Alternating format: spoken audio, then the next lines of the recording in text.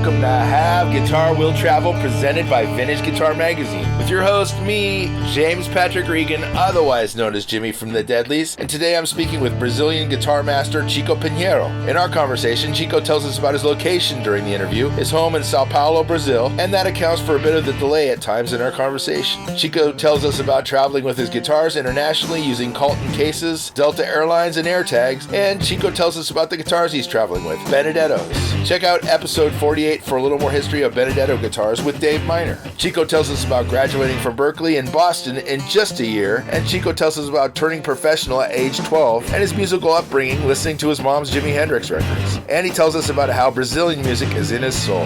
Chico describes how collaborating has helped his career internationally and how those collaborations came about. And Chico tells us about his guitar techs around the world and Ekizan in Japan who makes his nylon string guitars, and he tells us about his amp choices and his Klon pedal. Finally, Chico talks about what he does in his downtime, coffee, and biking. To find out more about Chico and to see his tour dates, you can visit his website, chicopinheiro.com. That's CHICOPINHEIRO.com. Please subscribe, like, comment, share, and most of all, review this podcast. I'd really appreciate it. And please support Vintage Guitar Magazine and all the wonderful things they do for us guitar players, because they still do wonderful things for us guitar players. Here's my friend Chico. Hey there, Chico. Hey, James. How are you? How are you? I'm good. You have quite the music collection behind you. Oh, yeah, I like it. Like old school, CD. Yeah. Are you in New York?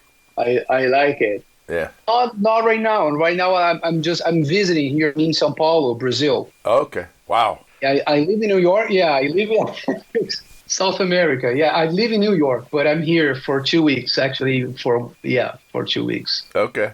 And are you playing when you're down there? I'm recording, a project here, actually different projects, but not that this time I'm not performing any concert. It's just recordings.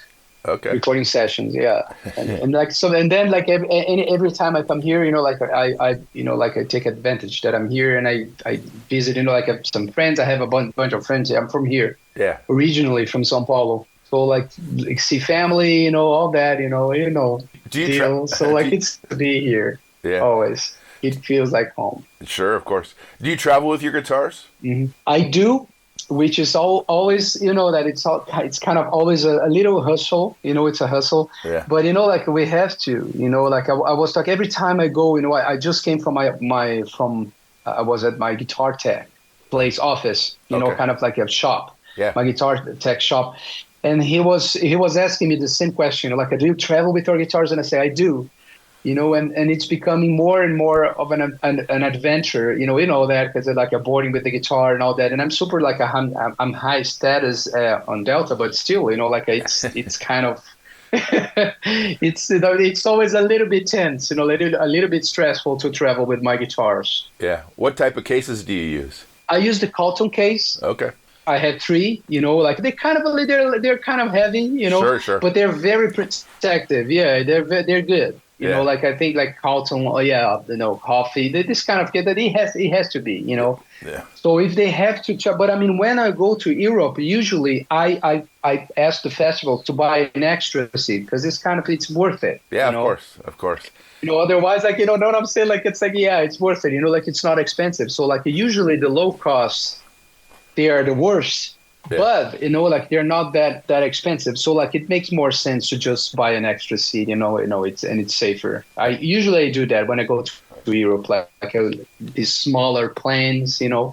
Where are you right now, James? What? I'm in California. Where are you right now? I'm in California. In California, where? Napa, California. Napa, I love it. I love it. I go there often, yeah. Do you really? Yeah. Oh, well, we have to catch up then in person. Yeah. What type of guitars are you carrying with you when you go? When I go, I have a couple of Benedettos. Benedettos? Sure. Because Dave Miner's right here in Napa. Exactly. That's what I was about to tell you.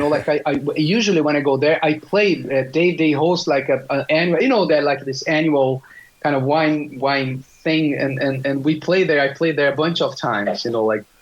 Many times, and I love Napa. Dave Miner is right there. Yeah. So I love Dave. David's great. Yeah. Like he has a bunch of really good ones, really good guitars. Oh yeah, yeah, he does. So usually when I go there, sometimes I bring my own guitar, but sometimes I use just like one of Dave's. Oh, okay. And it makes it easier for me. But I mean, yeah, it's like so. I know Napa pretty well, and sometimes I teach there. There's a Brazil camp there, right at the Casadero, which is not that far from the Russian River area, that like redwoods. Yeah. And I go there every year. Yeah. Every year I go. I like it. Yeah. Are you teaching kids there, or are you teaching everybody? It's like usually not like funny enough, like it's not kids, not kids, it's like it's adults. Okay. And some of them are really good. It's in a specific Brazilian music festival. They have like a camp. It's a music camp. So they have a pretty amazing faculty every year, and people from everywhere, not just like I would say like people from Japan, from all over the world. Like they go there. It's very kind of, it's a lot of students, like maybe 200, 300 students per week. Yeah. And did you go to music school? If I did, I went to Berklee. I went to Berklee for a year. Oh, really? For just a year? For just a year. I graduated, actually, in a year. Oh, wow. I stayed, I was, yeah. And as soon as I graduated, I came back to Brazil for a while, you know. And, but I had a lot of fun there. Like, it was fun. The only thing is the weather. The weather was kind of, it was brutal for me, especially for a South American guy. It was kind of brutal, but I mean, I loved it. Yeah. I think it's a great school. Yeah. I got to meet a lot of people there, and they used to have a really still, but I mean, they used to have a really nice program. Like the faculty was amazing. Yeah. I had so much fun there, I learned a lot. Sure. I learned a lot, from. Who were your guitar teachers while you were there? Mick Goodrick. Oh, okay. And I loved it, like a bunch of and then Bruce Bartlett. There were a couple of really good teachers, know. And I think it was the best thing about school, that like the best thing is just like hanging out with people from all over, and amazing musicians, get to hang with these guys and jam like every night, like they're like college time. You know how it goes. Sure. So yeah, it was nice. It was a nice time. Yeah. I mean, you pretty much have worldwide status now as a jazz guitar player. And how long did it take you to achieve that? That's an interesting question. To be very honest with you, James, I think, I mean, the industry, it's changing, it's evolving a lot. Yeah. Right? Like it's changing and pretty drastically and very quick. When I became, I'm talking about early 2000s, when I became I was a professional since I started as a professional musician when I was 12. Wow. Recording. Wow. Like at studios here in Sao Paulo. Yeah, it was, but it was different back then. It was very different. I mean, everything was different, right? I mean, did collaborations have a part in your success? Exactly. So when I graduated from Berklee, I came back to Sao Paulo. And then I started, I remember I started working with Anthony Wilson, which is a guitar player from LA. Yeah. Right? And and then Brad Meldal called me to a couple of sessions. And then I started out working with American musicians more and more often. And then Bob Minter. And then I started collaborating with these people. Yeah. That was the starting point, for my worldwide kind of broadened career. I was already well established here in Brazil. I was working a lot, but then I started working with these people in the States, in the United States. Yeah. And that was something that really changed drastically. People started to hear about me it's funny because, there's so many different markets, when you go to the United States, it's a completely different story. So it's to me, it felt like I was starting over again, Yes. And then I started out playing with these cats. Yeah, it's a different thing, right? And when you go to Europe, but I mean, the United States still, as far as jazz, as music, obviously, if you start doing well in the United States, naturally, you started going places, so that's how it started for me. By 2000, I would say that was in 2006, 2007. And then by 2012, 13, I was going to the States 10 times a year. Wow. I was working a lot in the States, right? And working with all of musicians with my own band, like into festivals. That happens naturally. The opportunities, they're gonna come to you. Sure. All you have to do is to be prepared to deliver. Like so people they're gonna call you for a certain gig. You have to be prepared for that. Yeah. Otherwise, you're gonna close the door, not open the door. Yes, you're gonna right? Like that's how it goes, and that's kind of like that's fair. So I started playing, and then in 2012, I played at this concert at the Metropolitan Museum. Actually, it was he originates from Kansas City, but he lives in New York. Both of them live in New York. Uh-huh. And Anthony was in LA. So like we put together this quartet. It was just guitars and Monteleone guitars at the time. It was an exhibition called The Guitar Heroes at the Metropolitan. And that was really important as far as guitar. Yeah, as far as guitar, like guitar playing. So that opened a lot of doors for me, that quartet. Sure. Who set up all these collaborations? Did you reach out to the people on your own, or do you have a manager? It was Anthony, and booking agent here in Brazil. Yeah. But he was involved. He wasn't involved. He wasn't. It was something that, and then that the same happened when Bob Minchard called me when it's kind of, I have my booking agents, but people, they started to reach out. To be honest, every time my booking agents, they had to reach out for something or some festivals, I usually, sometimes it works, but most times it doesn't work, because a lot of people, they reach out for festivals and for venues and stuff. So usually when people, they hear about you from other, from common friends, when the word starts spreading out, and then naturally it's kind of weird. So a lot of people started calling me up, for gigs, for recording sessions. So one thing was leading to other things. So one thing would be leading to other, and then doors would be open, and that happens, I think that happened really naturally, and you find your people, so from one thing, I started being called for other things, and those other things started to leading to other things, and that's how it goes. Yeah. Back then, I don't know. Nowadays, it's so different. Yeah.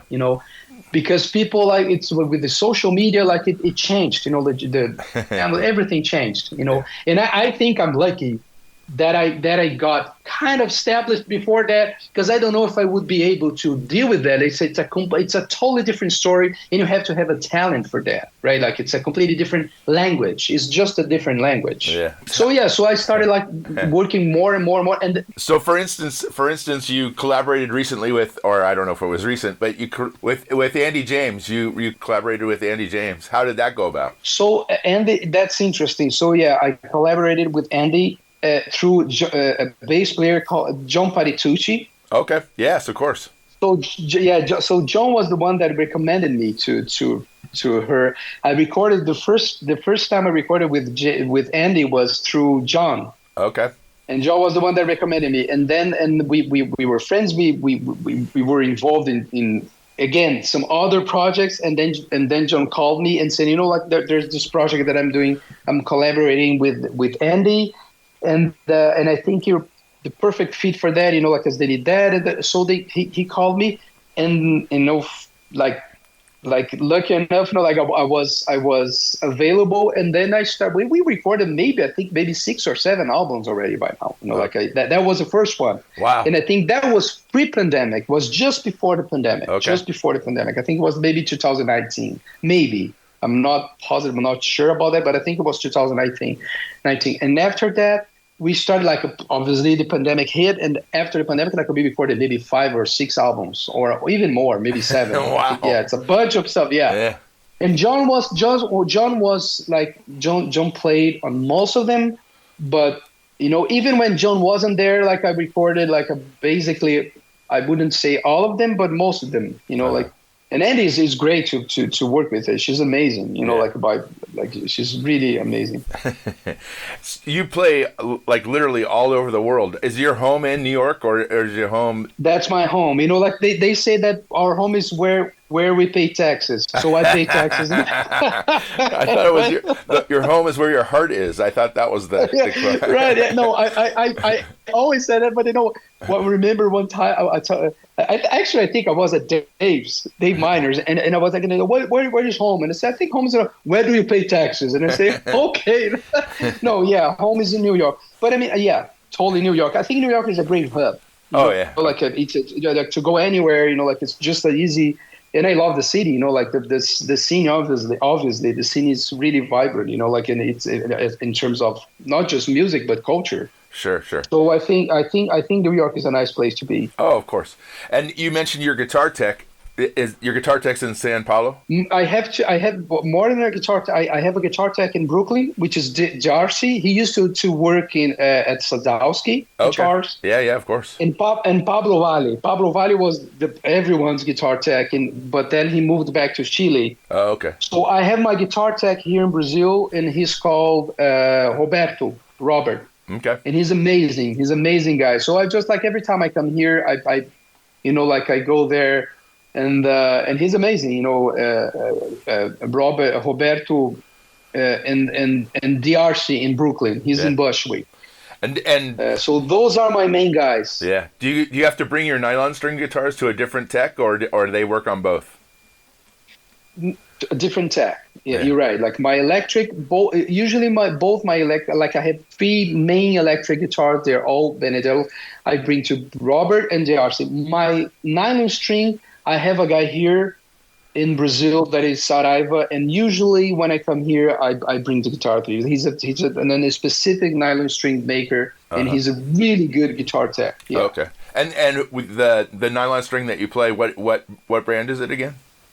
No, it's a Japanese guitar maker, really amazing, called Ekizen at Echizen, Ekizen Guitars. Wow. And yeah, he made this nylon string. It's amazing nylon string, and now he's making me a steel string guitar. So he's a pretty amazing maker. Yeah, a young guy. Yeah. But really good. Yeah. Yeah, and I'm using they landed me.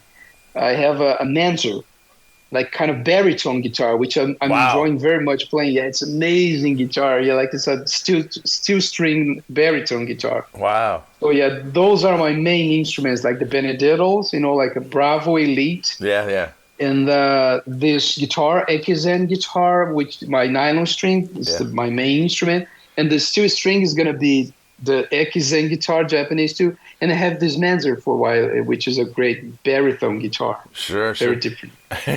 And does Dave cut you a deal on prices on the Benedettos? Because those are expensive. Oh, totally. I endorse them. Okay, good. So basically, I endorse them. I couldn't afford it. I had 3 Bravo Elite, so it's super expensive. Yeah, they made me a really, really great deal on all of them. And not to rehash anything, but are you scared bringing those out on the road? Yes. I am.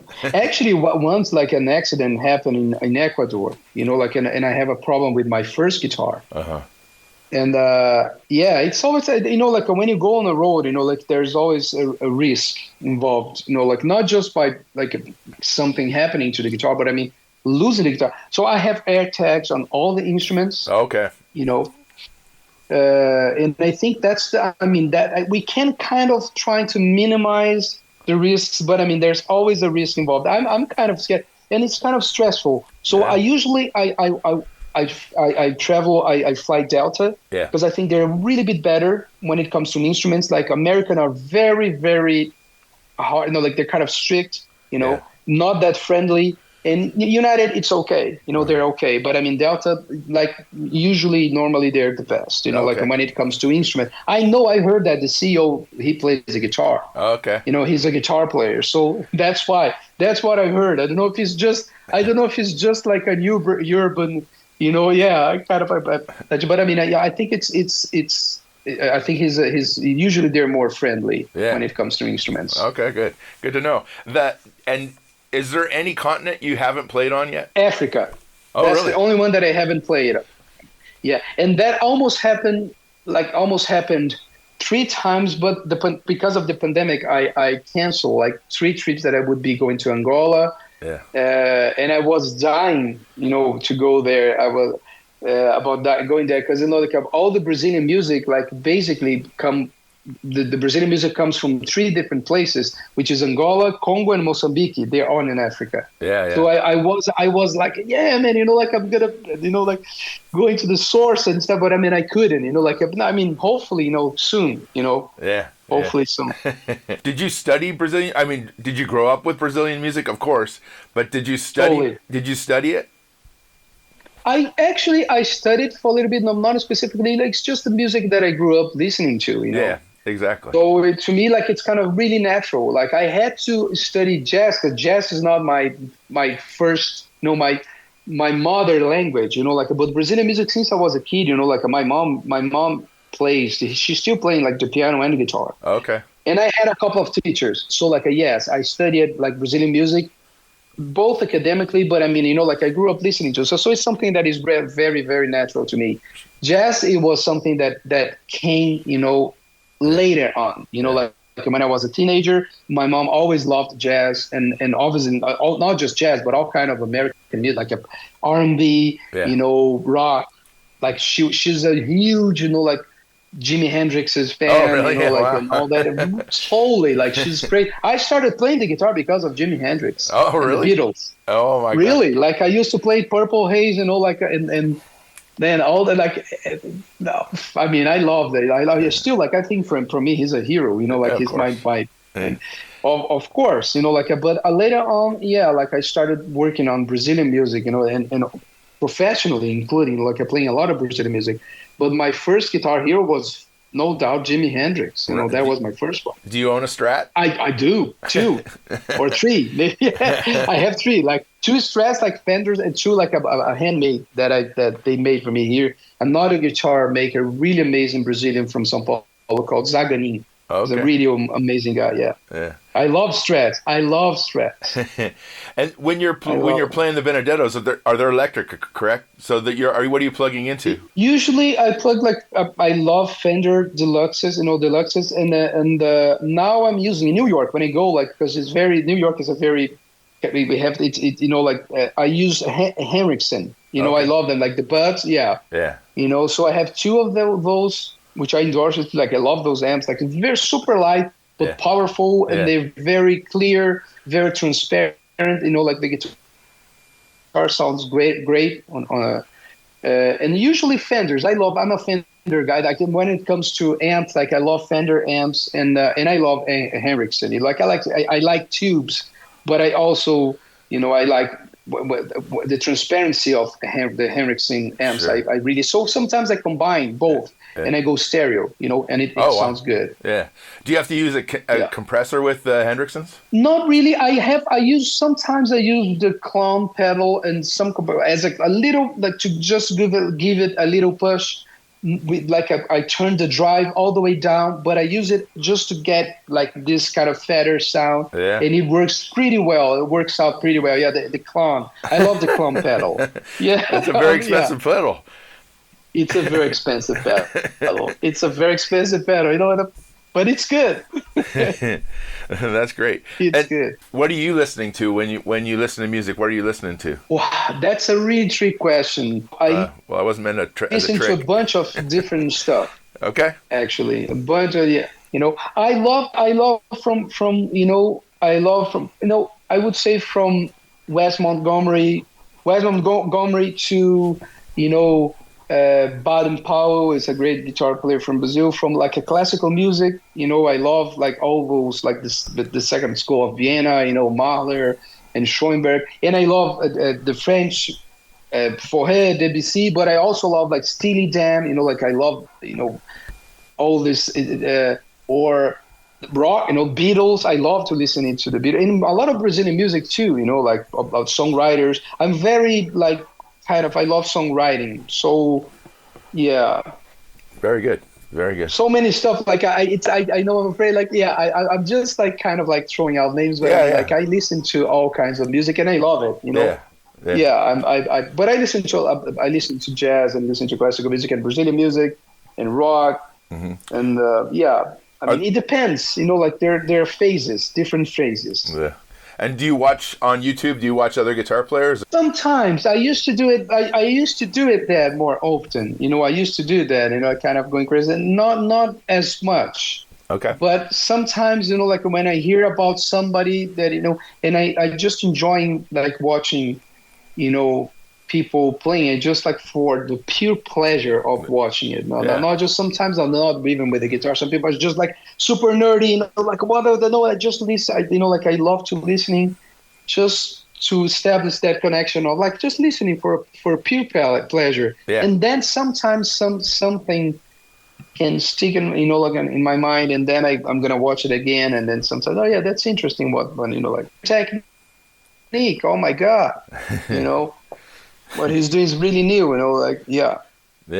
And what do you usually do? Lately I saw these young players, there's a guy, I think he's from France, called Antoine, and he plays like acoustic guitar, and obviously Mancuso, all these guys, like a different Mancuso has a really nice like picking, kind of like a hand pick technique. Sure.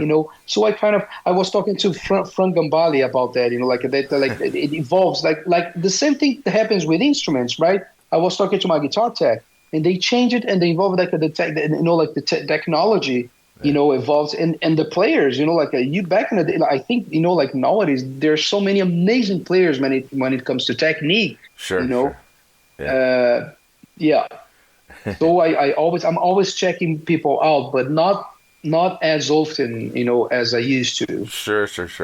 And apart from music, and you travel all these places, do you have other things that you do when you're traveling to Germany or throughout the US or any of the countries? Yes, I love coffee. Oh, really? Good for you. I'm a coffee addict, I love coffee. So I love to walk, to walk around, to get to know, the places. I love biking. Okay. So sometimes when there's bikes available to rent, sometimes I would rent a bike. I rent a bike, and I search for good coffee places, and I go, and those kind of things, just checking out, and museums, I love them, so I go, I enjoy very much like to just get to know, like different cities, and places. I really enjoy it. Sure. I really appreciate your time, Chico. This has been great. This is Oh, thank you so much. Yeah. Thank you, James. I hope to get to meet you, in person soon. Yeah, well, maybe when you're at Dave's, I can stop by, or we can get together. We can go have coffee. Yes, great. That'd be amazing. Or good wine. Okay, too. Well, that too. Yeah. Well, he does have Minor Family Winery, so yes, of course. Yes. Exactly. Well, thank you so Chico. Much. Yeah. Have a great evening for you. I probably. You too. You too, James. Okay. Bye. Thank you very much. Yeah, you're welcome. Bye. Ciao. Thanks for listening to Have Guitar Will Travel. You can catch up on all the things I'm doing at thedeadlies.com, and I'm on all the social media platforms as well. And please support Vintage Guitar and all the wonderful things they do, because they do many, many wonderful things for us guitar players. Thanks. Please subscribe. Please tell a friend, and I'll see you guys next week. Bye, guys.